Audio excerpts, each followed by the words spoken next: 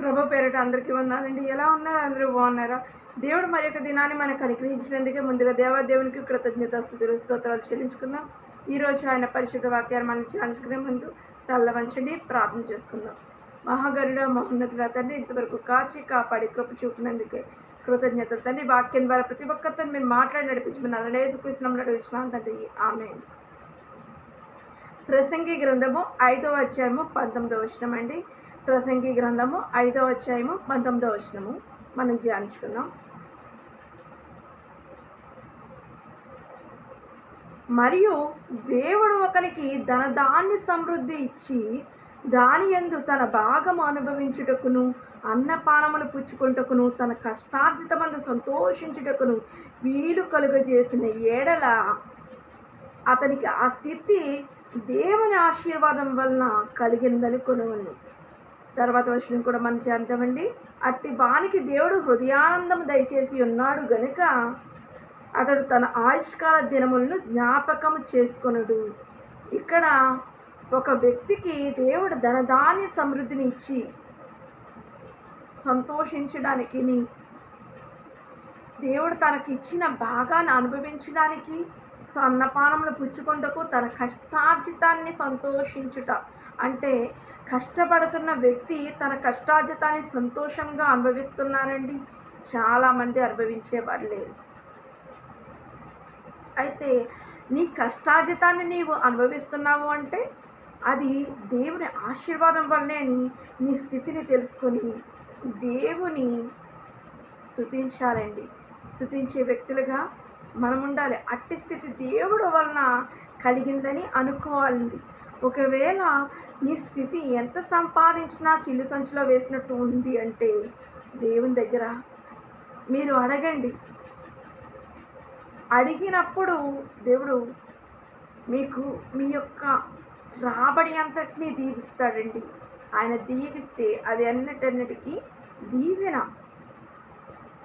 ఇక్కడ మనం చూస్తున్నాం కదా, ఒక వ్యక్తికి ధనధాన్య సమృద్ధితో పాటు అన్నపానములు పుచ్చుకుంటకు తన కష్టార్జితాన్ని అనుభవించుటకు దేవుడు ఆశీర్వదిస్తే ఆ స్థితి దేవుడు వల్ల కలిగిందని అనుకునే వాళ్ళు ఎంతమంది అండి. ఈరోజు మనము బ్రతికి ఉన్నామంటే అది కేవలం దేవుని కృప వల్లనే కదా. నీవు ఏ స్థితిలో ఉన్నా ఆ స్థితిలో సంతృప్తి కలిగి జీవించడం నేర్చుకోవాలి. సంతృప్తికరమైన భక్తి గొప్ప లాభసాధకం. సంతృప్తికరంగా మనం జీవించగలిగితే నీ స్థితి ఏదైనా కానీ ఆ స్థితిలో దేవుడు నీకు తోడై ఉన్నాడని నీవు నమ్మాలి. నీ స్థితి దేవుడు ఆశీర్వదించాడని నీవు నమ్మాలండి, అనుకోవాలి. దేవుడు ఇచ్చిందే కదా. మనము యొక్క రాబడి నీకు చిల్లు సంచిలో వేసినట్టు అయిపోతుంది అంటే నీవు చేసిన దోషము వలన అవ్వచ్చు. దేవుని దగ్గర ప్రార్థించండి. రాబడి దీవించబడుతుంది. నీ రాబడి దీవించబడలేదంటే దేవుని ఆశీర్వాదాన్ని కోల్పోతున్నాం.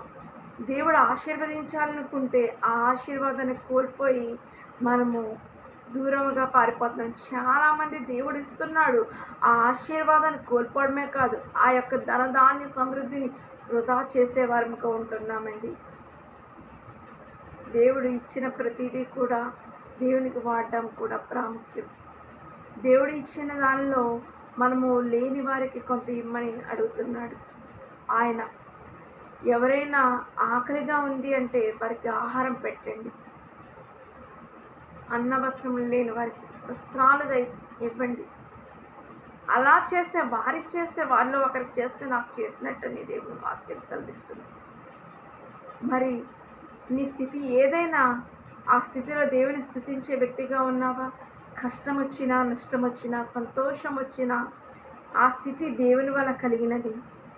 మనం చేసిన దోషాల వలన కూడా మనము శ్రమల్లో పడిపోతాం, లోకంలో పడిపోతాం. లోకంలో ఉన్న వాటి కోసం పరిగెడుతూ మనకున్న దాన్ని కూడా కోల్పోయే స్థితికి వెళ్ళిపోతాం.